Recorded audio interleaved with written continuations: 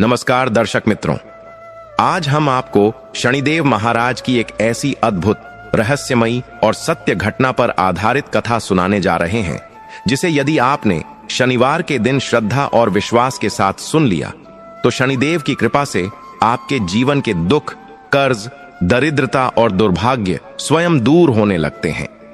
कहा जाता है कि शनिदेव न्याय के देवता हैं। वे किसी के साथ अन्याय नहीं करते, लेकिन जो व्यक्ति अहंकार, घमंड और पाप के मार्ग पर चलता है उसे उसके कर्मों का फल अवश्य देते हैं, और जो सच्चे मन से उन्हें स्वीकार कर ले उसका जीवन अंधकार से प्रकाश की ओर मोड़ देते हैं। आज की यह कथा है एक ऐसे राजा की जिसे अपने बल और वैभव का घमंड था, एक रानी की जिसने हर परिस्थिति में सत्य का साथ नहीं छोड़ा, और एक गरीब व्यापारी की जिसने शनिदेव की महिमा को समझे बिना उनका अपमान कर दिया। इस कथा को अंत तक सुनना बहुत आवश्यक है, क्योंकि इसका हर एक शब्द जीवन को बदलने की शक्ति रखता है। तो चलिए हाथ जोड़कर, मन को शांत करके शनिदेव महाराज का नाम लेकर इस दिव्य कथा का आरंभ करते हैं। बहुत पुराने समय की बात है। भारतवर्ष के एक समृद्ध नगर में राजा भीमसेन का राज हुआ करता था। राजा भीमसेन बहुत ही प्रतापी और न्यायप्रिय राजा थे। उनकी प्रजा उनसे बहुत खुश रहती थी, क्योंकि राजा अपनी प्रजा का ध्यान अपनी संतान की तरह रखते थे। लेकिन राजा के जीवन में एक ही कमी थी, और वह थी उनकी रानी शोभा देवी का स्वभाव। रानी शोभा देवी दिखने में तो बहुत सुंदर थीं। उनका रूप ऐसा था कि जो भी उन्हें देखता वह देखता ही रह जाता, लेकिन उनका मन उतना ही चंचल और अभिमानी था। रानी को अपनी सुंदरता पर बहुत घमंड था और वह विलासिता में डूबी रहती थीं। राजा भीमसेन अपने राजकाज में व्यस्त रहते थे, इसलिए वह रानी पर ज्यादा ध्यान नहीं दे पाते थे। इसी बात का फायदा उठाकर रानी शोभा देवी अक्सर अपनी मर्यादा भूल जाती थीं। उसी नगर में एक गरीब व्यापारी रहता था जिसका नाम था मदन। मदन पहले बहुत अमीर हुआ करता था, लेकिन समय का चक्र ऐसा घूमा कि उसका सब कुछ लुट गया। अब वह दाने दाने को मोहताज था।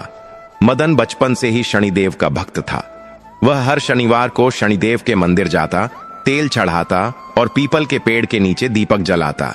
लेकिन गरीबी की मार ने उसे तोड़कर रख दिया था। उसके घर में खाने के लिए अनाज नहीं था और पहनने के लिए ढंग के कपड़े नहीं थे।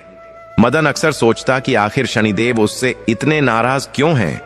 वह रोज सुबह उठकर काम की तलाश में निकलता, छोटा मोटा व्यापार करने की कोशिश करता, कभी कबाड़ बेचता तो कभी फेरी लगाकर सामान बेचता, लेकिन उसकी किस्मत उसका साथ नहीं दे रही थी। एक दिन की बात है, शनिवार का दिन था। मदन हमेशा की तरह सुबह उठा। उसका नियम था कि वह शनिवार को कोई गलत काम नहीं करता था और पूरी तरह शनिदेव की भक्ति में रहता था। उस दिन वह राजमहल के पास से गुजर रहा था। उसके पास बेचने के लिए कुछ सुंदर रश्मि कपड़े थे जो उसने उधार लेकर खरीदे थे, इस उम्मीद में कि अगर ये बिक गए तो उसके घर का चूल्हा जल जाएगा। तभी राजमहल की एक खिड़की से रानी शोभा देवी की नजर उस व्यापारी मदन पर पड़ी। मदन भले ही गरीब था और उसके कपड़े फटे हुए थे, लेकिन उसका चेहरा बहुत आकर्षक था। उसका शरीर गठीला था और आंखों में एक अलग ही चमक थी। रानी शोभा देवी, जो अपने राजा से असंतुष्ट रहती थीं, मदन को देखते ही उस पर मोहित हो गईं। रानी के मन में पाप जाग उठा। उसने तुरंत अपनी दासी को बुलाया और आदेश दिया कि उस व्यापारी को पिछले दरवाजे से चुपचाप मेरे निजी कक्ष में लेकर आओ।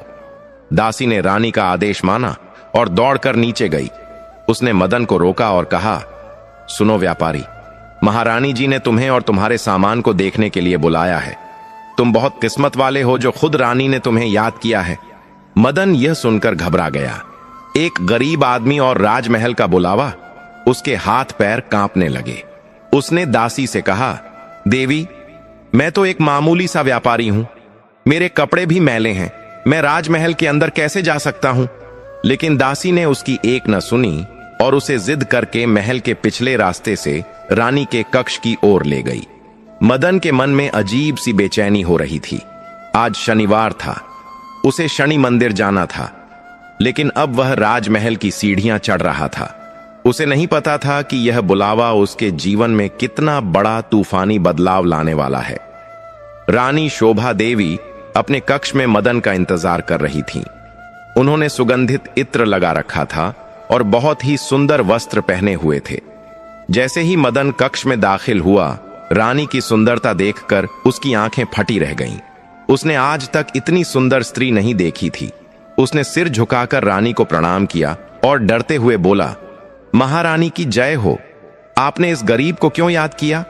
रानी शोभा देवी अपनी जगह से उठीं और धीरे धीरे मदन के पास आईं।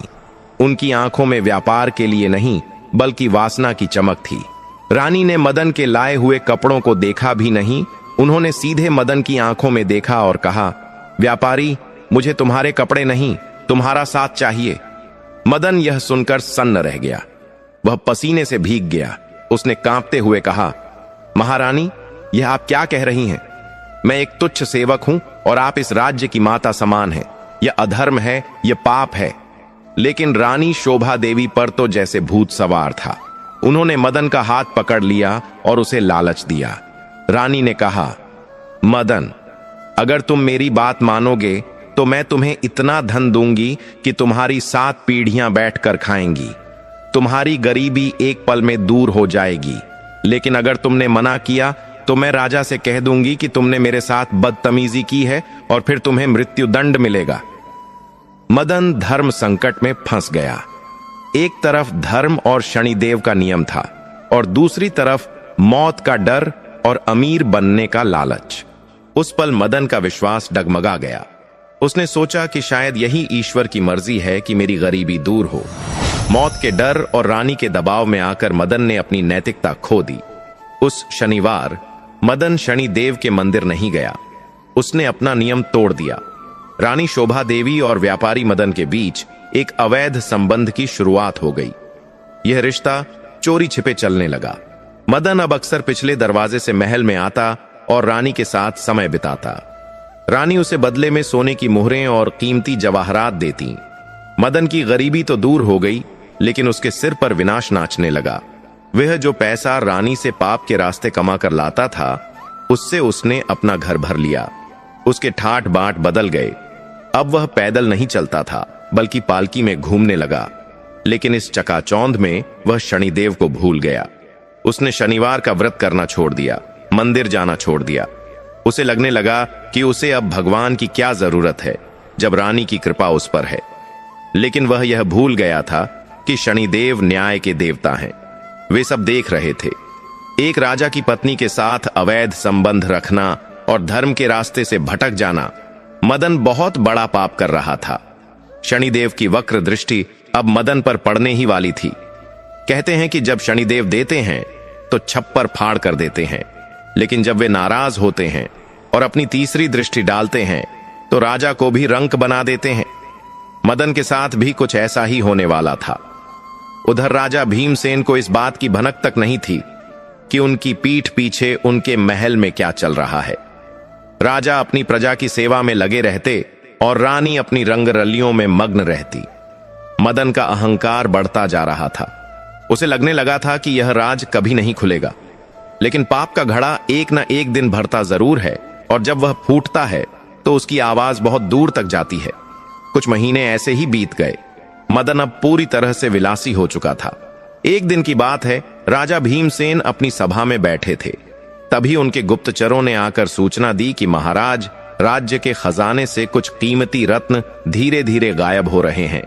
राजा भीमसेन चौंक गए। राजमहल की सुरक्षा इतनी कड़ी थी कि परिंदा भी पर नहीं मार सकता था, तो फिर चोरी कौन कर रहा है? राजा ने आदेश दिया कि निगरानी बढ़ाई जाए। उन्हें शक था कि कोई महल का ही भेदी है, लेकिन उन्हें सपने में भी गुमान नहीं था कि उनकी अपनी रानी ही अपने प्रेमी मदन को खुश करने के लिए राजकोष से चोरियां कर रही थी और उसे धन दे रही थी। शनिवार का दिन फिर से आया। यह वही दिन था जब मदन की किस्मत पलटने वाली थी। शनिदेव ने मदन को सुधरने का बहुत मौका दिया, लेकिन वह नहीं संभला। उस दिन रानी शोभा देवी ने मदन को एक बहुत ही कीमती हार भेंट किया। वह हार राजा भीमसेन का सबसे पसंदीदा हार था, जो उन्हें उनके पूर्वजों से मिला था। रानी ने मदन से कहा, इसे ले जाओ और इसे बेचकर जो धन मिले उससे अपना व्यापार और बढ़ा लो। मदन लालच में अंधा हो चुका था। उसने वह हार ले लिया और अपने कपड़ों में छिपा लिया। लेकिन जैसे ही वह महल से निकलने लगा, उसे एक अजीब सी घबराहट महसूस हुई। उसका दिल जोर जोर से धड़कने लगा। महल के बाहर आते ही राजा भीमसेन शिकार से वापस लौट रहे थे। राजा की नजर मदन पर पड़ी। मदन राजा को देखकर हड़बड़ा गया और तेजी से भागने की कोशिश करने लगा। राजा की पारखी नजरों ने भांप लिया कि यह आदमी कुछ छिपा रहा है।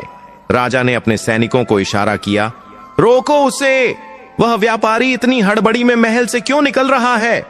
सैनिकों ने दौड़कर मदन को घेर लिया। मदन पसीने से तरबतर हो गया। सैनिक उसे पकड़कर राजा के पास ले आए।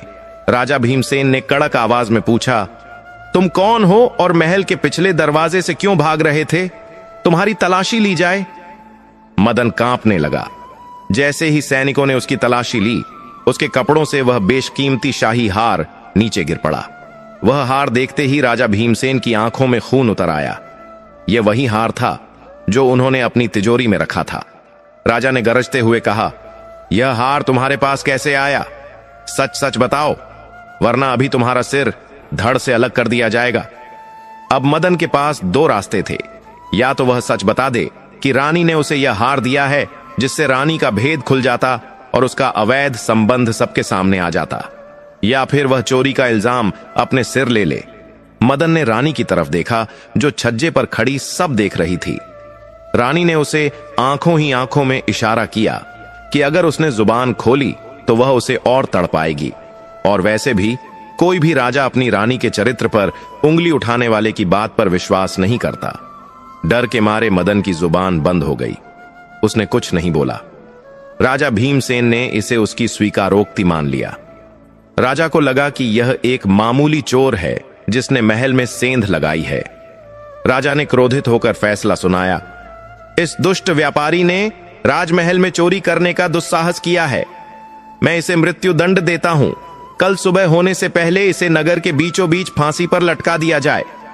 सैनिकों ने मदन को जंजीरों में जकड़ लिया और उसे घसीटते हुए काल कोठरी की तरफ ले जाने लगे। मदन चीखना चाहता था, बताना चाहता था कि वह निर्दोष है, उसने चोरी नहीं की, यह तो रानी का दिया हुआ तोहफा था। लेकिन शनिदेव की माया ऐसी थी कि उसके मुंह से एक शब्द नहीं निकला। वह बस रोता रहा। काल कोठरी में उसे डाल दिया गया। अंधेरी कोठरी, जहां सिर्फ चूहे और कीड़े मकोड़े थे। वहां बैठते ही मदन को अपनी गलती का एहसास होने लगा। उसे याद आया कि आज शनिवार है। उसने सोचा, हे शनिदेव, यह मैंने क्या किया? मैंने चंद पैसों और सुख के लिए अपना धर्म भ्रष्ट कर दिया। मैंने पराई स्त्री के साथ संबंध जोड़ा, आपका अपमान किया। यह उसी का फल है कि आज मैं मौत के मुहाने पर खड़ा हूं। मदन काल कोठरी में फूट फूट कर रोने लगा। वह समझ गया था कि रानी शोभा देवी उसे बचाने नहीं आएगी। रानी ने तो अपना दामन बचा लिया और उसे मरने के लिए छोड़ दिया। अब उसका कोई सहारा नहीं था सिवाय उस ईश्वर के जिसे वह भूल चुका था। उधर रानी शोभा देवी अपने कक्ष में घबराई हुई थीं, लेकिन उन्हें इस बात का सुकून था कि उनका नाम सामने नहीं आया। उन्होंने सोचा, मरने दो उस व्यापारी को, मेरा राज्य तो सुरक्षित है। रानी का दिल पत्थर का हो चुका था। रात गहराती जा रही थी। अगले दिन सुबह मदन को फांसी होनी थी। मदन ने कोठरी में ही मिट्टी से शनिदेव की एक छोटी सी ढेरी बनाई। उसके पास न तेल था न दीपक। उसने अपनी आंखों के आंसुओं से उस मिट्टी को गीला किया और मन ही मन शनिदेव का आवाहन करने लगा। उसने सच्चे दिल से पश्चाताप किया। उसने कहा, हे न्याय के देवता, मुझसे बहुत बड़ा पाप हुआ है। मैं वासना और लोभ में अंधा हो गया था। मुझे मृत्यु का भय नहीं है प्रभु, लेकिन मुझे कलंक लेकर नहीं मरना। दया करो महाराज, दया करो। मदन पूरी रात शनिदेव के मंत्रों का जाप करता रहा। उसकी भक्ति और पश्चाताप की पुकार क्या शनिदेव तक पहुंचेगी? क्या शनिदेव उसे माफ करेंगे या उसे सुबह फांसी के फंदे पर झूलना पड़ेगा? काल कोठरी का वो सन्नाटा किसी को भी पागल कर देने के लिए काफी था, लेकिन मदन के लिए वो सन्नाटा अब शोर बन चुका था, उसके अपने पापों का शोर। बाहर रात गहरा चुकी थी। अमावस की काली रात थी, ठीक वैसी ही काली जैसे मदन के कर्म थे। मदन ने जिस मिट्टी की ढेरी को शनिदेव का रूप माना था, वह अब उसके आंसुओं से पूरी तरह भीग चुकी थी। वह घुटनों के बल बैठा था, हाथ जुड़े हुए थे और सिर जमीन पर टिका था। उसके मुंह से अब कोई फरियाद नहीं निकल रही थी, बस सिसकियां निकल रही थीं। उसे अपनी मौत का डर नहीं था, उसे डर इस बात का था कि वह एक चोर बनकर मरेगा। दुनिया उसे एक ऐसे गुनाह के लिए याद रखेगी जो उसने किया ही नहीं था। उसने कंपाती आवाज में कहा, हे शनिदेव, मैं जानता हूं कि मैं गुनहगार हूं। मैंने एक पराई स्त्री पर बुरी नजर डाली। मैंने लोभ में आकर अपना ईमान बेच दिया। आपकी दी हुई सजा मुझे मंजूर है प्रभु। अगर आप चाहते हैं कि मैं फांसी पर चढ़ूं तो मैं हंसते हंसते चढ़ जाऊंगा, लेकिन प्रभु, मेरे माथे से यह चोरी का कलंक मिटा दीजिए। मैं व्यभिचारी हो सकता हूं, पापी हो सकता हूं, लेकिन मैं चोर नहीं हूं प्रभु, मैं चोर नहीं हूं। मदन की यह पुकार काल कोठरी की दीवारों से टकराकर गूंज रही थी। जेल का एक पहरेदार, जिसका नाम कालू था, वह मदन की कोठरी के बाहर खड़ा सब देख रहा था। कालू ने अपने जीवन में बहुत से कैदियों को देखा था। कोई गाली देता था, कोई राजा को कोसता था, तो कोई रहम की भीख मांगता था, लेकिन मदन जैसा कैदी उसने आज तक नहीं देखा था, जो अपनी जान की भीख नहीं मांग रहा था, बल्कि अपने पापों की माफी मांग रहा था। कालू के मन में भी दया आ गई। वह लोहे की सलाखों के पास आया और बोला, ओ व्यापारी, अब रोने से क्या फायदा? राजा का हुक्म पत्थर की लकीर होता है। सुबह होते ही जल्लाद तुझे ले जाएगा। भगवान को याद कर ले, शायद अगले जन्म में तुझे अच्छी जिंदगी मिले। मदन ने सिर उठाया। उसकी आंखें लाल थीं। उसने कालू की तरफ देखा और कहा, भाई, मुझे अगले जन्म की चिंता नहीं है, मुझे चिंता इस जन्म की है। मैंने अपने आराध्य शनिदेव को नाराज किया है। जब तक वो मुझे माफ नहीं करेंगे, मेरी आत्मा को कहीं शांति नहीं मिलेगी। क्या तुम मेरे लिए एक छोटा सा काम कर सकते हो? कालू ने पूछा। क्या काम? मदन ने कहा, अगर तुम्हें कहीं से भी थोड़ा सा काला तिल और सरसों का तेल मिल जाए तो मुझे दे दो। मैं अपने अंतिम समय में शनिदेव की विधिवत पूजा करना चाहता हूं। जेल के नियमों के खिलाफ जाकर कालू को उस पर तरस आ गया। वह चुपचाप गया और कहीं से थोड़ा सा सरसों का तेल और कुछ दाने काले तिल के ले आया। मदन की आंखों में चमक आ गई। उसने उस मिट्टी की ढेरी पर वह तेल चढ़ाया और तिल अर्पित किए। जेल की वो बदबूदार कोठरी अचानक एक पवित्र मंदिर जैसी महसूस होने लगी। मदन ओम शम शनैश्चराय नमः का जाप करने लगा। उसका ध्यान इतना गहरा था कि उसे पता ही नहीं चला कि कब रात के 3 पहर बीत गए। वहीं दूसरी ओर राजमहल में राजा भीमसेन अपनी शैया पर करवटें बदल रहे थे। उन्हें नींद नहीं आ रही थी। मखमल के गद्दे उन्हें कांटों की तरह चुभ रहे थे। राजा के मन में एक अजीब सी बेचैनी थी। उनकी अंतरात्मा बार बार उन्हें झकझोर रही थी। राजा सोच रहे थे कि उस व्यापारी की आंखों में एक सच्चाई थी। उसका चेहरा एक पेशेवर चोर जैसा नहीं था, लेकिन प्रमाण उसके खिलाफ थे। शाही हार उसकी जेब से मिला था।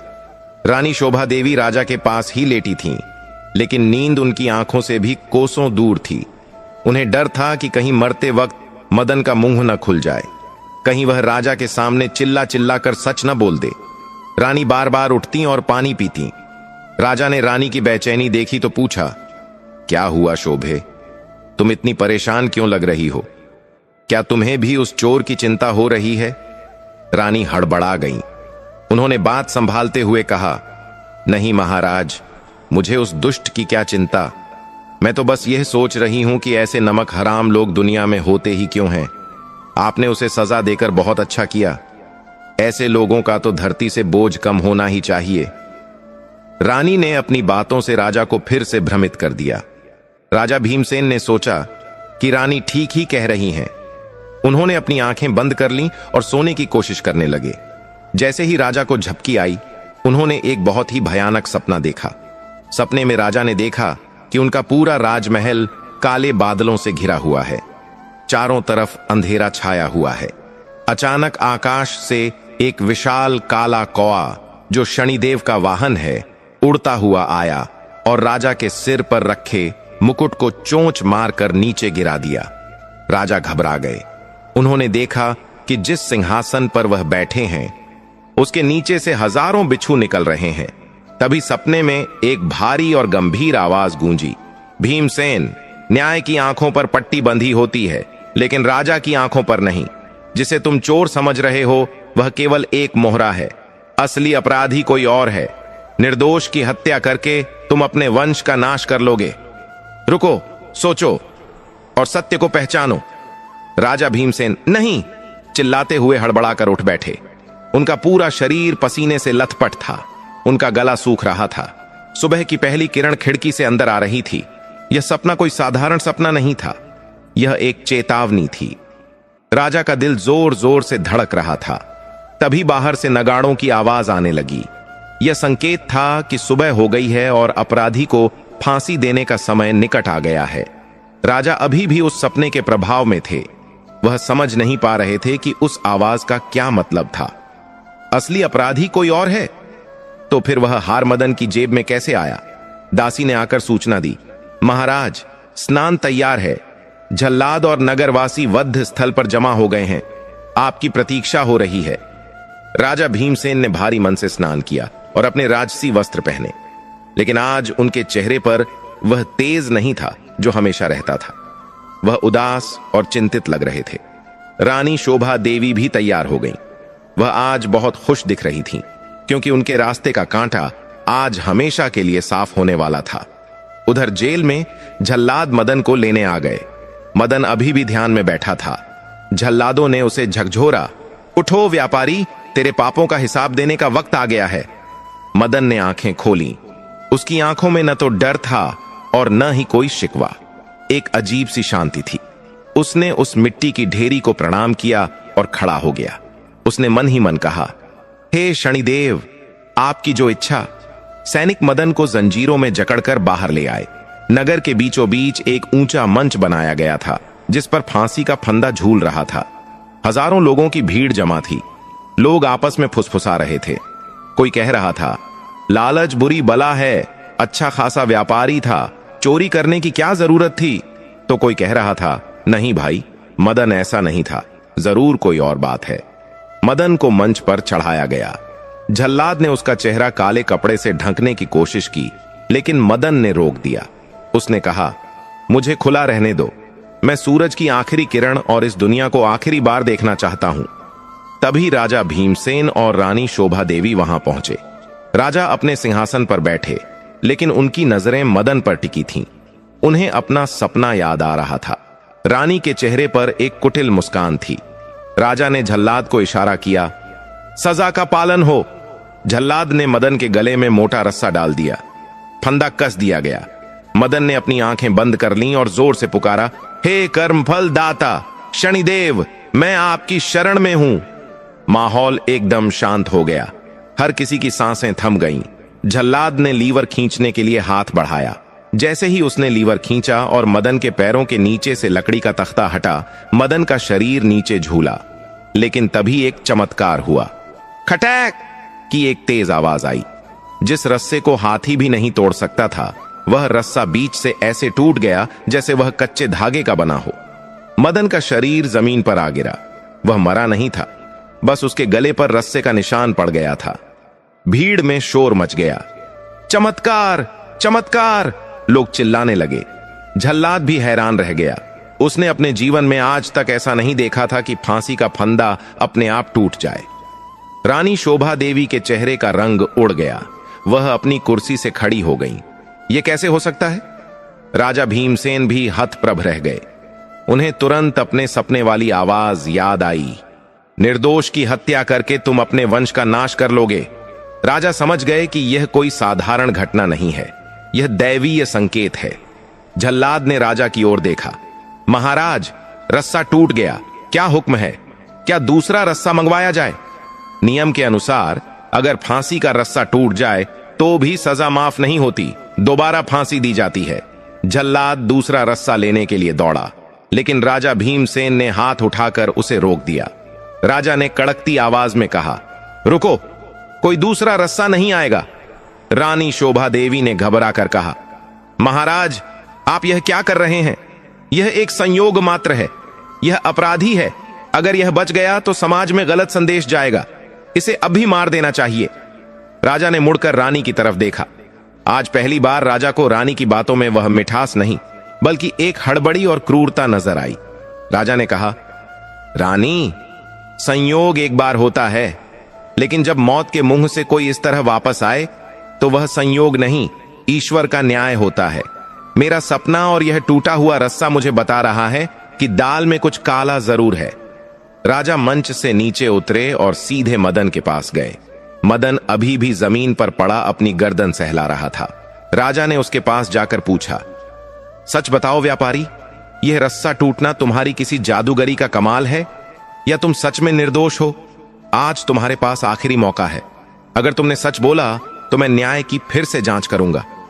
मदन ने राजा के पैरों को पकड़ लिया और रोते हुए बोला, महाराज, मैं जादूगर नहीं हूं। मैं तो शनिदेव का एक तुच्छ भक्त हूं। मैं फिर कहता हूं, मैं पापी हूं। मैंने अधर्म किया है, लेकिन मैंने चोरी नहीं की। वह हार मैंने चुराया नहीं था। राजा ने पूछा, अगर चुराया नहीं था तो वह तुम्हारी जेब में कैसे आया? किसने दिया तुम्हें वह हार? डरो मत, सच बोलो। अगर तुम सच बोलोगे तो मैं तुम्हें अभयदान दूंगा। मदन की नजरें एक पल के लिए रानी शोभा देवी की तरफ गईं। रानी की आंखों में अब भी धमकी थी, लेकिन मदन को अब मौत का डर नहीं रहा था। उसने शनिदेव का चमत्कार देख लिया था। उसे विश्वास हो गया था कि जब तक शनिदेव उसके साथ हैं, उसका कोई बाल भी बांका नहीं कर सकता। लेकिन फिर भी एक स्त्री की मर्यादा और अपने वचन के कारण उसने रानी का नाम नहीं लिया। उसने कहा, महाराज, वह हार मुझे किसी ने भेंट किया था, लेकिन मैं उस व्यक्ति का नाम नहीं बता सकता, क्योंकि अगर मैंने नाम बताया तो यह राज्य की प्रतिष्ठा पर दाग होगा। राजा भीमसेन सोच में पड़ गए। राज्य की प्रतिष्ठा, इसका क्या मतलब हो सकता है? राजा का शक गहराता जा रहा था। उन्होंने तुरंत आदेश दिया, इस व्यापारी को फिर से कारागार में डाल दिया जाए, लेकिन इस बार इसे काल कोठरी में नहीं बल्कि अतिथि गृह जैसी सुरक्षा में रखा जाए। जब तक इस मामले की पूरी तहकीकात नहीं हो जाती, इसे कोई हाथ भी नहीं लगाएगा। रानी शोभा देवी ने विरोध किया। महाराज, आप एक चोर की बातों में आ रहे हैं। राजा ने रानी को अनदेखा करते हुए सेनापति से कहा, नगर में ढिंढोरा पिटवा दो कि फांसी टल गई है और गुप्तचरों को मेरे कक्ष में बुलाओ। मदन को वापस ले जाया गया। भीड़ छंटने लगी, लेकिन हर किसी की जुबान पर शनिदेव के चमत्कार की चर्चा थी। लोग कह रहे थे, जरूर शनि महाराज ने इसकी रक्षा की है। सत्य परेशान हो सकता है, लेकिन पराजित नहीं। वापस कोठरी सुरक्षित कमरे में पहुंचकर मदन ने फिर से शनिदेव को धन्यवाद दिया। उसने कहा, प्रभु, आपने मुझे जीवन दान दिया है। अब इस जीवन को आप ही संभालें। उधर महल में रानी शोभा देवी का बुरा हाल था। वह कमरे में इधर उधर टहल रही थीं। उनका दांव उल्टा पड़ गया था। मदन जिंदा बच गया था और राजा के मन में शक का बीज बो दिया गया था। रानी ने सोचा, इससे पहले कि राजा सच्चाई तक पहुंचे, मुझे मदन का मुंह हमेशा के लिए बंद करना होगा। फांसी से नहीं मरा तो क्या हुआ, जहर देकर तो मारा जा सकता है। रानी के दिमाग में एक और पाप ने जन्म ले लिया। उसने अपनी सबसे विश्वास पात्र दासी मंथरा को बुलाया। चंपा वही दासी थी जो मदन को पहली बार बुलाकर लाई थी। रानी ने अपनी उंगली से एक अंगूठी निकाली जिसमें जहर छिपा होता था। उसने चंपा को वह जहर दिया और कहा, चंपा, आज रात के खाने में यह जहर मिला देना और उस व्यापारी को खिला देना। सुबह तक वह मरा हुआ मिलना चाहिए। किसी को खबर नहीं होनी चाहिए कि यह काम हमने किया है। चंपा डर गई, लेकिन रानी का हुक्म टालने की उसकी हिम्मत नहीं थी। उसने वह जहर ले लिया। लेकिन कहते हैं ना, जाको राखे साइयां, मार सके न कोई। शनिदेव ने मदन को एक बार बचाया था, क्या वे उसे दोबारा बचाएंगे?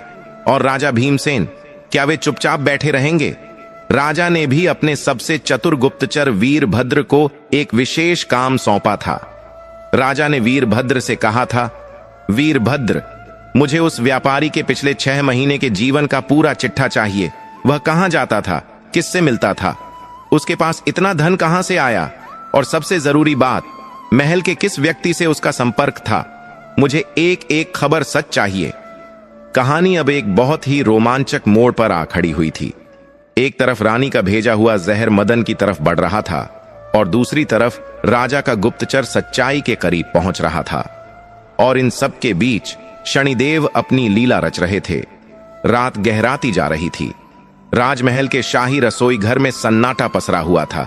केवल एक कोने में एक धीमा दीपक जल रहा था। वहां रानी की दासी चंपा खड़ी थी। उसके हाथ में चांदी की थाली थी जिसमें गर्मा गर्म भोजन परोसा हुआ था। खीर, पूरी और तरह तरह के व्यंजन उस थाली में सजाए गए थे, लेकिन उस भोजन की खुशबू में मौत छिपी हुई थी। चंपा के हाथ कांप रहे थे। उसने अपनी कमर से बंधी वह छोटी सी पुड़िया निकाली जो रानी ने उसे दी थी। वह जानती थी कि यह कालकूट जहर है। एक पल के लिए उसकी अंतरात्मा ने उसे धिक्कारा। उसने सोचा, मैं यह क्या करने जा रही हूं। वह व्यापारी मदन भले ही रानी का प्रेमी रहा हो, लेकिन उसने मेरा क्या बिगाड़ा है। आज सुबह ही तो वह फांसी के फंदे से चमत्कारिक रूप से बचा है। जिसे ईश्वर ने बचाया उसे मैं मारने जा रही हूं। लेकिन तभी उसे रानी शोभा देवी का क्रोध याद आ गया। अगर उसने यह काम नहीं किया तो रानी उसे और उसके परिवार को मरवा देगी। डर ने इंसानियत का गला घोंट दिया। चंपा ने कांपते हाथों से वह जहर खीर की कटोरी में मिला दिया। जहर मिलते ही खीर का रंग जरा सा बदला और फिर सामान्य हो गया। अब यह खाना खाना नहीं बल्कि मौत का परवाना था। चंपा थाली लेकर उस अतिथि गृह की ओर बढ़ी जहां मदन को कैद रखा गया था। पहरेदारों ने चंपा को देखा तो रोका नहीं, क्योंकि वे जानते थे कि वह महारानी की खास दासी है और शाही आदेश से ही खाना लेकर आई होगी। अंदर कमरे में मदन अभी भी शनिदेव के ध्यान में मग्न था। उसके चेहरे पर एक अजीब सा तेज था। मौत को इतनी करीब से देखने के बाद उसके मन से दुनिया का हर डर निकल चुका था। दरवाजा खुलने की आवाज आई। मदन ने आंखें खोली। चंपा ने अंदर आकर थाली एक तिपाई पर रख दी और नजरें झुकाकर बोली, व्यापारी, महारानी जी ने तुम्हारे लिए यह विशेष भोजन भिजवाया है। उन्होंने कहा है कि तुम्हें भूख लगी होगी, इसलिए यह खा लो और आराम करो। मदन ने थाली की ओर देखा। भोजन बहुत स्वादिष्ट लग रहा था। दिन भर की थकान और तनाव के बाद उसे भूख भी लगी थी। उसने चंपा की ओर देखा और मुस्कुराया। उसने कहा, बहन, तुम्हारा बहुत बहुत धन्यवाद, और महारानी जी का भी धन्यवाद कहना कि उन्होंने इस अपराधी का इतना ख्याल रखा।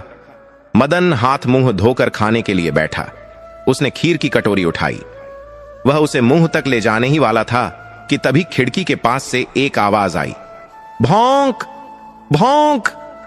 मदन और चंपा दोनों ने चौंक कर उस ओर देखा। कमरे की खिड़की के पास, जो बगीचे की तरफ खुलती थी, वहां एक काला कुत्ता खड़ा था। वह कुत्ता बहुत ही कमजोर और भूखा लग रहा था। वह मदन की ओर देखकर पूंछ हिला रहा था और उसकी आंखों में भूख की तड़प थी। मदन बचपन से ही दयालु था। बस बीच में कुछ समय के लिए रास्ता भटक गया था, लेकिन आज शनिदेव की कृपा से उसका पुराना स्वभाव लौट आया था। मदन ने सोचा, मैं तो पेट भरकर खाना खा लूंगा, लेकिन यह बेजुबान जानवर भूखा है। हमारे धर्म में पहला निवाला तो वैसे भी ईश्वर या किसी जीव के नाम का होता है। मदन ने वह जहर मिली खीर की कटोरी नीचे रख दी और एक पूरी उठाई। उसने उस पूरी पर थोड़ी सी खीर रखी और उठकर खिड़की की तरफ गया। चंपा का दिल जोर जोर से धड़कने लगा। वह चिल्लाना चाहती थी, मत दो, उसे मत दो, लेकिन उसके मुंह से आवाज नहीं निकली। मदन ने बड़े प्यार से वह पूरी उस काले कुत्ते के सामने डाल दी और बोला, ले मेरे भाई, पहले तू अपनी भूख मिटा। तू भी क्या याद रखेगा कि किसी राजा के मेहमान ने तुझे खाना खिलाया था। कुत्ता बहुत भूखा था। उसने तुरंत उस पूरी और खीर को खाना शुरू कर दिया। मदन वहीं खड़ा उसे देखता रहा, मन ही मन संतोष महसूस कर रहा था। लेकिन जैसे ही कुत्ते ने वह खाना गले से नीचे उतारा, एक भयानक घटना घटी। अचानक वह कुत्ता जोर से चीखा और जमीन पर तड़पने लगा। उसके मुंह से सफेद झाग निकलने लगा। उसकी आंखें पथरा गईं। देखते ही देखते महज कुछ ही पलों के भीतर उस कुत्ते ने मदन की आंखों के सामने दम तोड़ दिया। उसका शरीर नीला पड़ गया था। मदन सन्न रह गया। वह पत्थर की मूर्ति की तरह जम गया। उसकी समझ में नहीं आ रहा था कि यह क्या हुआ। अभी तो कुत्ता ठीक था, खाना खाते ही मर कैसे गया। मदन की नजर उस मरी हुई देह से हटकर उस थाली पर गई जो कमरे में रखी थी।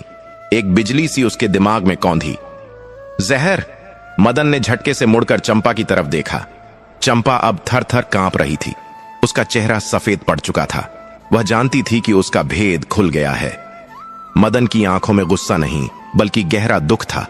उसने भारी आवाज में पूछा, यह क्या था बहन? इस खाने में जहर था? तुम मुझे मारने आई थी? चंपा अब और बर्दाश्त नहीं कर सकी। वह दौड़कर आई और मदन के पैरों में गिर पड़ी। वह फूट फूट कर रोने लगी। मुझे माफ कर दो भैया, मुझे माफ कर दो, मैं नहीं चाहती थी, लेकिन मैं मजबूर थी। मदन ने पीछे हटते हुए पूछा, किसने भेजा है ये जहर? सच सच बताओ, अब झूठ मत बोलना, क्योंकि शनिदेव सब देख रहे हैं। देखो, उस बेजुबान जानवर ने मेरी जान बचाने के लिए अपनी जान दे दी। यह साक्षात शनिदेव का ही रूप था, जिसने मेरे हिस्से का जहर पी लिया। चंपा ने रोते हुए सच उगल दिया। यह जहर महारानी शोभा देवी ने भेजा था। उन्हें डर है कि कहीं आप राजा के सामने उनका सच न उगल दें। उन्होंने कहा था कि अगर आप आज रात नहीं मरे तो कल सुबह मेरा और मेरे बच्चों का कत्ल करवा देंगी। भैया, मैं एक मां हूं, मैं क्या करती? मदन को गहरा धक्का लगा। जिस रानी से उसने प्रेम किया था, जिसके लिए उसने अपना धर्म और कर्म सब भुला दिया, आज वही रानी उसकी जान की प्यासी हो गई थी। मदन को समझ आ गया कि पाप की दुनिया में कोई किसी का सगा नहीं होता। वासना का अंत विनाश ही होता है। मदन ने गहरी सांस ली। उसने चंपा को उठाया और कहा, उठो बहन, मैं तुम्हें दोष नहीं देता, तुम तो बस एक जरिया थी। असली पापी तो वह है जिसने यह षड्यंत्र रचा। लेकिन देखो, जिसे राम रखे उसे कौन छखे, और जिसे शनिदेव बचाएं उसका यमराज भी कुछ नहीं बिगाड़ सकता। चंपा ने हाथ जोड़कर कहा, अब मैं क्या करूं भैया? अगर महारानी को पता चला कि आप जिंदा हैं और मैंने आपको सब बता दिया है, तो वे मुझे नहीं छोड़ेंगी। मदन ने कुछ सोचा और कहा, तुम डरो मत, तुम वापस जाओ और रानी से कह दो कि मैंने खाना खा लिया है। वे चैन की नींद सो जाएंगी, यह सोचकर कि मैं मर गया हूं। सुबह जब राजा आएंगे तब जो होगा देखा जाएगा। तुम बस यह थाली और यह मरा हुआ कुत्ता यहीं रहने दो। यह मेरी निर्दोषता का सबसे बड़ा सबूत है। चंपा ने मदन के पैर छुए और वहां से भाग गई। उसने रानी के पास जाकर कांपते हुए झूठ बोल दिया, महारानी जी, काम हो गया, उसने पूरा खाना खा लिया। रानी शोभा देवी ने चैन की सांस ली। उनके चेहरे पर एक क्रूर मुस्कान आ गई। चलो, बला टली, अब वह व्यापारी कभी मुंह नहीं खोल पाएगा। रानी निश्चिंत होकर सो गईं। लेकिन महल के बाहर अंधेरी गलियों में एक और कहानी चल रही थी। राजा का सबसे चतुर गुप्तचर वीरभद्र अपना काम कर रहा था। वीरभद्र ने भेष बदल रखा था। वह एक पुराने भिखारी के भेष में उस इलाके में गया था जहां मदन का घर था। रात काफी हो चुकी थी, लेकिन मदन के घर के पास कुछ लोग अलाव जलाकर बैठे बातें कर रहे थे। वीरभद्र लंगड़ाते हुए उनके पास गया और बोला, भाइयों, थोड़ी आग तापने दोगे? बहुत ठंड है। लोगों ने उसे जगह दे दी। बातों ही बातों में वीरभद्र ने मदन का जिक्र छेड़ा। उसने कहा, सुना है आज उस व्यापारी मदन को फांसी होने वाली थी, लेकिन रस्सा टूट गया। बड़ा पापी आदमी था शायद। यह सुनकर वहां बैठे एक बुजुर्ग ने कहा, अरे नहीं बाबा, मदन पापी नहीं था, वह तो बहुत धर्मात्मा था। हर शनिवार भंडारा करता था, लेकिन पिछले कुछ महीनों से वह बदल गया था। पता नहीं कहां से उसके पास इतना पैसा आ गया था। रातों रात अमीर हो गया था। दूसरे व्यक्ति ने कहा, हां, और मैंने तो कई बार देखा है कि उसके घर के पिछले दरवाजे पर एक शाही पालकी आती थी। वह पालकी किसी आम आदमी की नहीं थी, उस पर राजघराने का निशान था, लेकिन पर्दे हमेशा बंद रहते थे। वीरभद्र के कान खड़े हो गए। उसने पूछा, शाही पालकी? क्या तुमने कभी देखा कि उसमें कौन आता था? उस व्यक्ति ने कहा, चेहरा तो कभी नहीं देखा, लेकिन एक बार हवा से पर्दा थोड़ा उड़ा था तो मैंने देखा था कि अंदर बैठी स्त्री ने हाथ में एक बहुत ही कीमती कंगन पहना हुआ था। उस कंगन में नीले रंग का एक बड़ा सा हीरा चमक रहा था। ऐसा कंगन तो पूरे नगर में किसी के पास नहीं है। वीरभद्र चौंक गया। नीले हीरे का कंगन? वह जानता था कि ऐसा कंगन सिर्फ और सिर्फ महारानी शोभा देवी के पास है, जो उन्हें उनके मायके से मिला था। यह एक बहुत बड़ा सुराग था। वीरभद्र वहां से उठा और अंधेरे में गायब हो गया।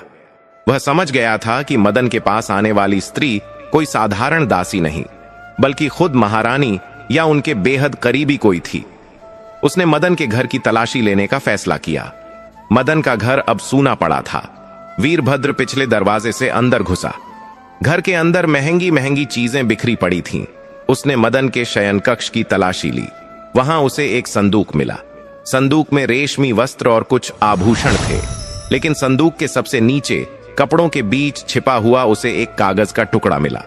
यह एक पत्र था। पत्र में लिखा था, मेरे प्रिय मदन, आज रात महल के पिछले द्वार पर आना। राजा शिकार पर जा रहे हैं, हम सुरक्षित रहेंगे। तुम्हारी प्रेमिका। पत्र के नीचे कोई नाम नहीं था, लेकिन उस पत्र पर जो मुहर लगी थी वह शाही मुहर थी, और उस पर जो इत्र की खुशबू थी वह वही इत्र था जो केवल महारानी शोभा देवी लगाती थीं। वीरभद्र के हाथ कांपने लगे।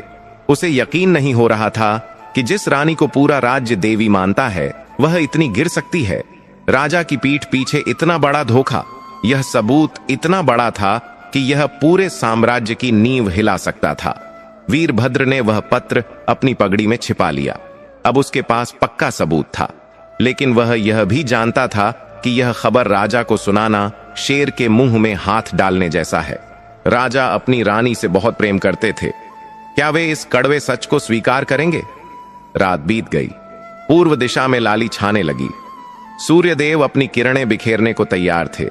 यह सुबह मदन, राजा और रानी तीनों के लिए एक नया अध्याय लेकर आने वाली थी। राजा भीमसेन अपने कक्ष में जाग चुके थे।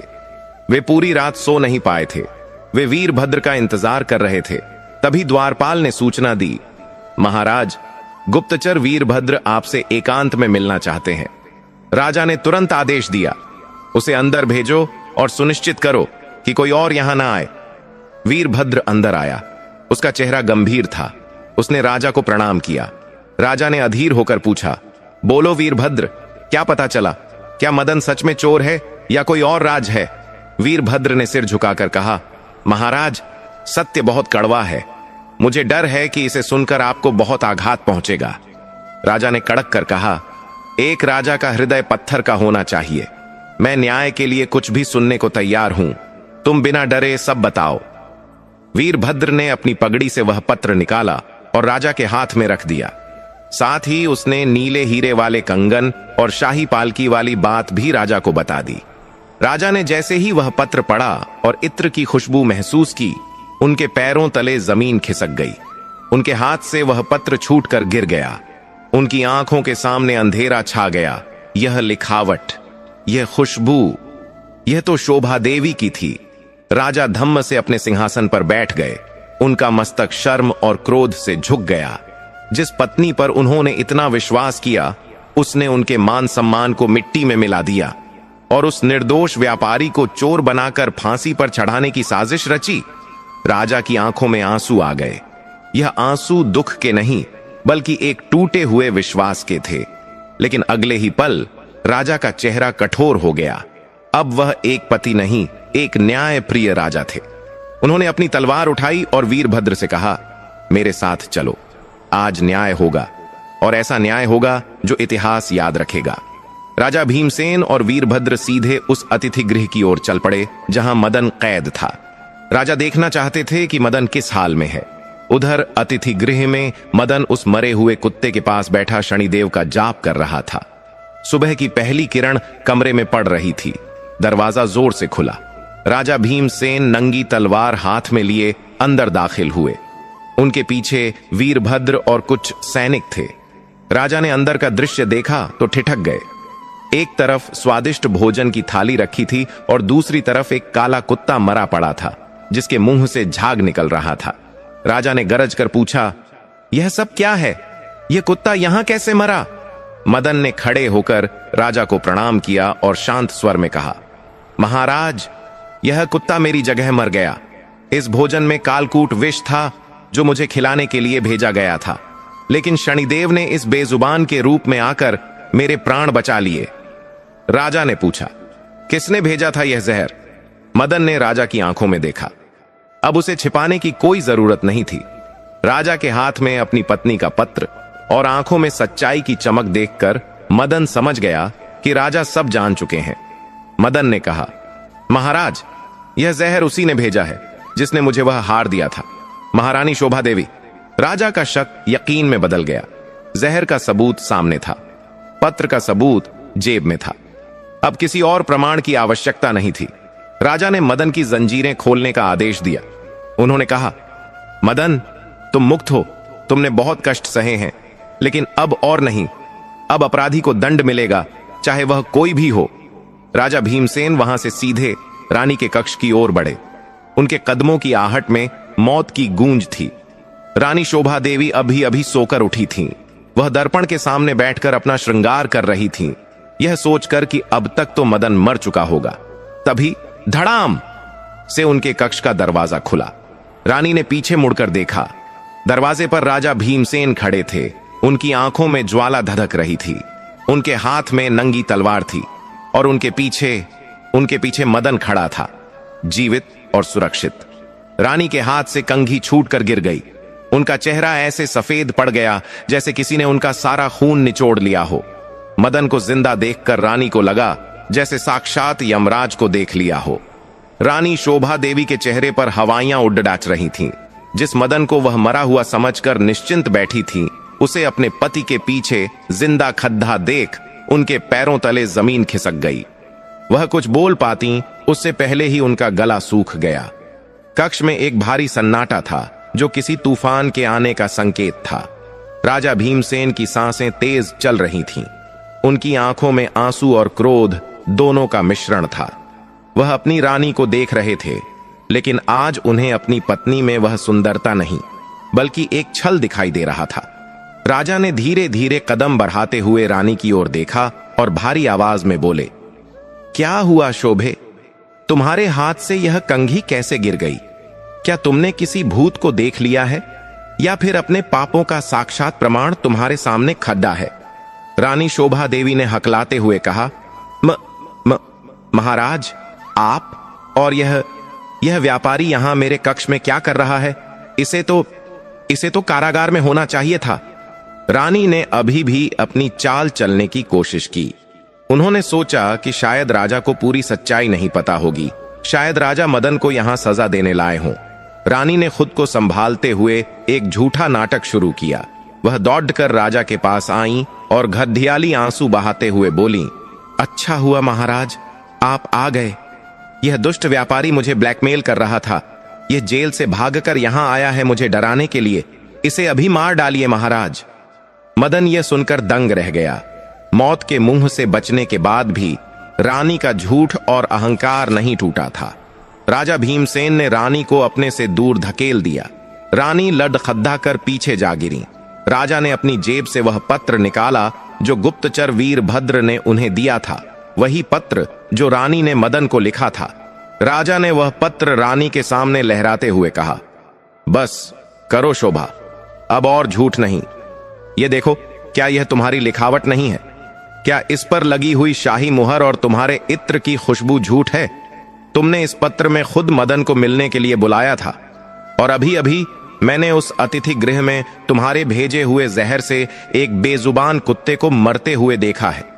जहर और पत्र का नाम सुनते ही रानी शोभा देवी का रंग फक पड़ गया। अब उनके पास बचने का कोई रास्ता नहीं था। उनकी सारी चालाकी धरी की धरी रह गई।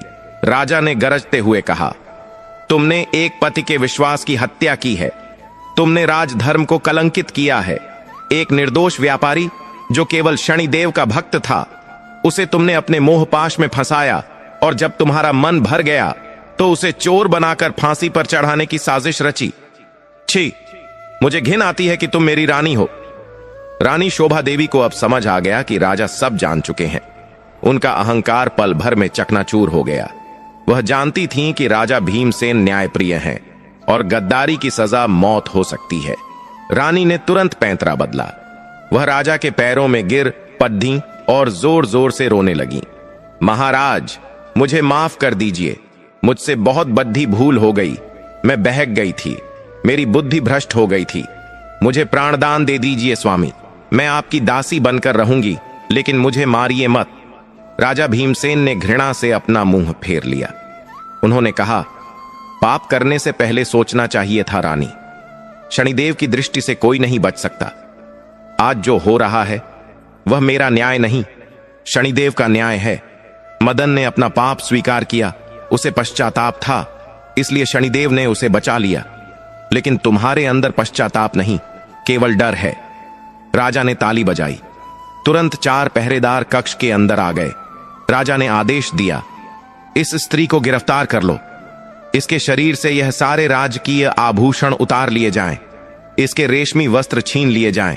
आज से यह इस राज्य की रानी नहीं, बल्कि एक साधारण अपराधी है। इसे ले जाकर काल कोठरी में डाल दो। जहां कल तक मदन कैद था। सैनिकों ने रानी को पकड़ डियाच लिया। दासियों ने आगे बढ़कर रानी के गले से नौलखा हार, कानों के कुंडल और हाथों के कंगन उतार लिए। रानी चीखती रही, मेरा अपमान मत करो, मैं महारानी हूं। लेकिन आज उनकी सुनने वाला कोई नहीं था। जिस रूप पर उन्हें घमंड था, वह रूप आंसुओं और बिखरे बालों में कहीं खो गया था। सैनिक रानी को घसीटते हुए ले गए। कक्ष में अब केवल राजा भीमसेन और मदन बचे थे। राजा भीमसेन मदन की ओर मुद्दे, उनकी आंखों में शर्मिंदगी थी। एक राजा जो पूरी प्रजा का पिता होता है, वह एक निर्दोष पर हुए अत्याचार को रोक नहीं पाया था। राजा ने मदन के सामने हाथ जोड़ लिए।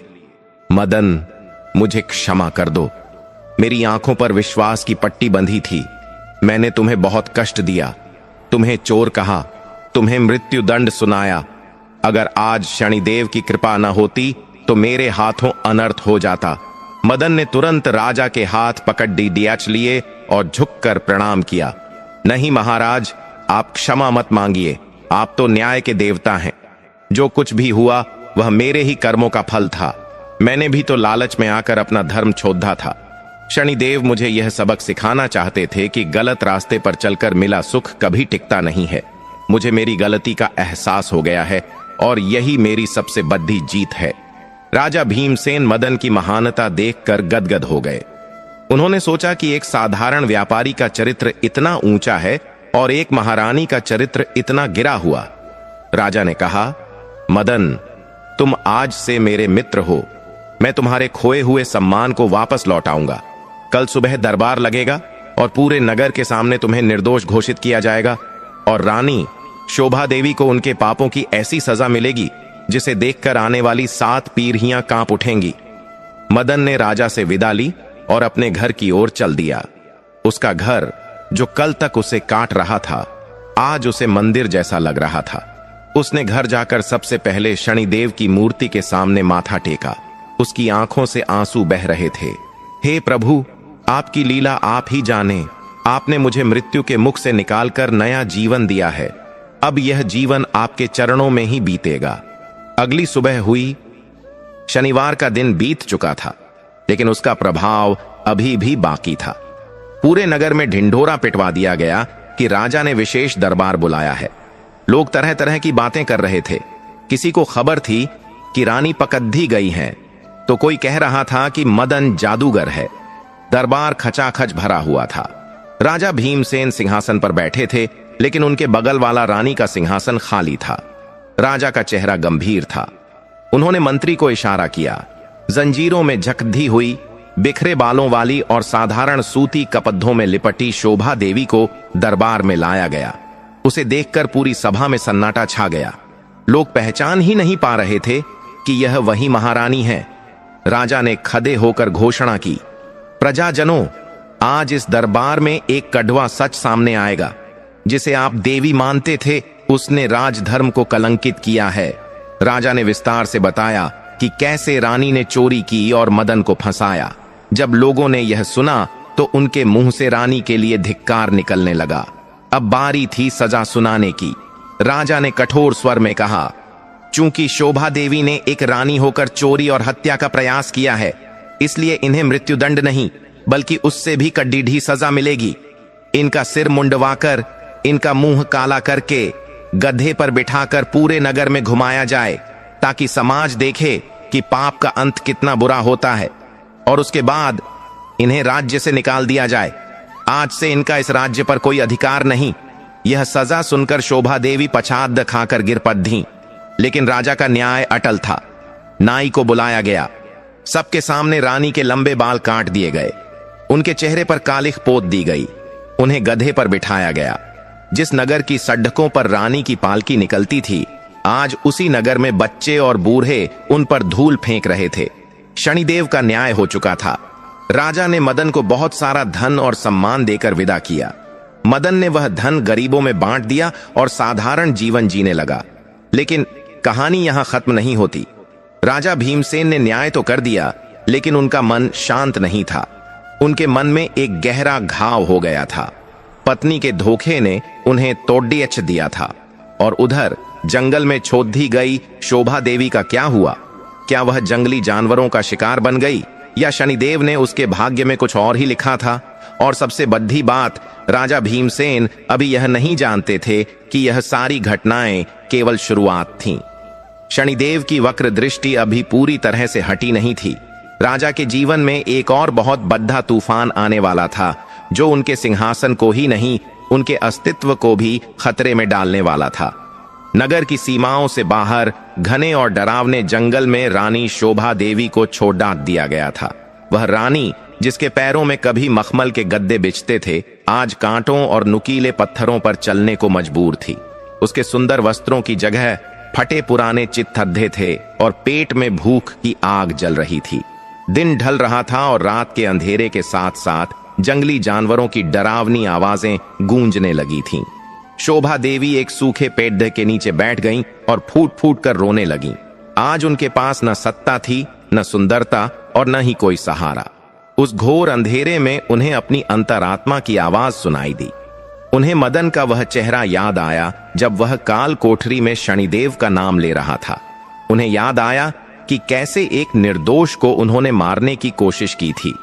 शोभा देवी को एहसास हुआ कि आज उनकी यह दशा किसी और ने नहीं, बल्कि उनके अपने अहंकार और बुरे कर्मों ने की है। शनिदेव ने उन्हें राजा से रंक बना दिया था ताकि वे जीवन का सत्य समझ सकें। प्यास से तड़ीडीढ़े पते हुए शोभा देवी ने पास ही एक छोटे से झरने से पानी पिया। वहीं गीली मिट्टी को देखकर उनके मन में एक विचार आया। उन्होंने कांपते हाथों से उस मिट्टी को उठाया और एक शिवलिंग और शनिदेव का प्रतीक बनाया। शोभा देवी ने जमीन पर माथा टेक दिया और रोते हुए पुकारा, हे न्याय के देवता शनिदेव, मैं महापापी हूं। मैंने अपने पति, अपने धर्म और अपनी प्रजा के साथ छल किया। मुझे मेरे पापों की सजा मिल गई है प्रभु। मुझे राजपाट नहीं चाहिए, मुझे सुंदरता नहीं चाहिए, बस मुझे मेरे पापों से मुक्ति दे दो, मुझे क्षमा कर दो।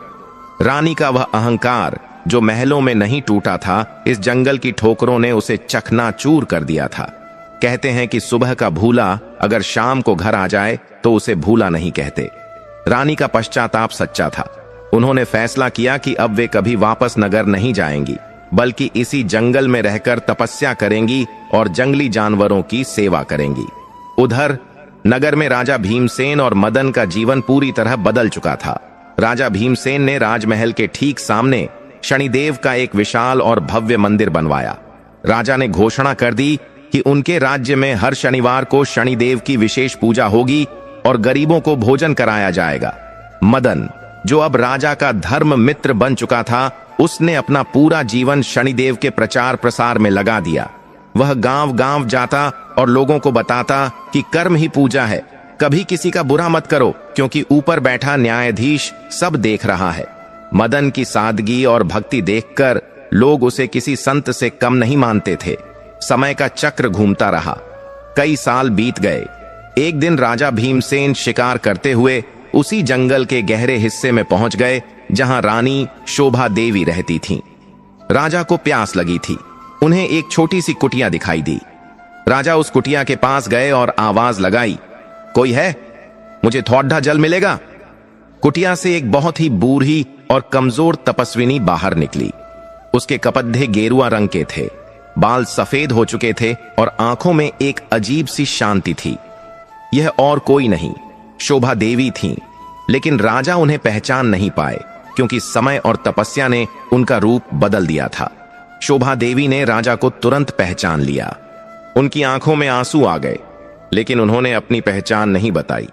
उन्होंने चुपचाप राजा को जल दिया। पानी पीते ही राजा को बड़ी शांति मिली। राजा ने पूछा, माता, आप इस घोर जंगल में अकेली कैसे रहती हैं? आपको डर नहीं लगता? तपस्विनी बनी शोभा देवी ने मुस्कुराकर कहा, राजन, डर तो उसे लगता है जिसके मन में पाप हो। मैंने अपने पापों को शनिदेव के चरणों में आंसुओं से धो दिया है। अब तो यह जंगल ही मेरा महल है और यह जानवर ही मेरी प्रजा है। राजा भीमसेन उस तपस्विनी के चरणों में झुक गए। उन्हें नहीं पता था कि यह उनकी पत्नी है, लेकिन उन्हें महसूस हुआ कि यह कोई साधारण स्त्री नहीं है। राजा वहां से चले गए, लेकिन शोभा देवी ने मन ही मन शनिदेव को धन्यवाद दिया कि उन्हें अंतिम बार अपने पति के दर्शन हो गए। कुछ समय बाद शोभा देवी ने उसी जंगल में शनिदेव का नाम लेते हुए अपने प्राण त्याग दिए और उन्हें मोक्ष की प्राप्ति हुई। राजा भीमसेन ने कई वर्षों तक धर्मपूर्वक राज्य किया। उनके राज्य में कभी अकाल नहीं पड़ा, कभी चोरी नहीं हुई और प्रजा हमेशा सुखी रही। यह सब शनिदेव की कृपा का ही फल था। मदन और राजा भीमसेन ने दुनिया को यह शिक्षा दी कि शनिदेव केवल कष्ट नहीं देते, वे तो सुधारते हैं। वे सोने को आग में तपाते हैं ताकि वह कुंदन बन सके। जो उनके न्याय को समझ जाता है उसका जीवन धन्य हो जाता है। तो यह थी शनिदेव महाराज की परम कल्याणकारी कथा। उम्मीद है इस कथा ने आपके मन को शांति दी होगी और भक्ति का दीप जलाया होगा। अगर आपको यह कहानी पसंद आई हो तो कमेंट में जय शनिदेव जरूर लिखें। भगवान शनिदेव की कृपा आप और आपके पूरे परिवार पर सदा बनी रहे। बोलो शनिदेव महाराज की जय।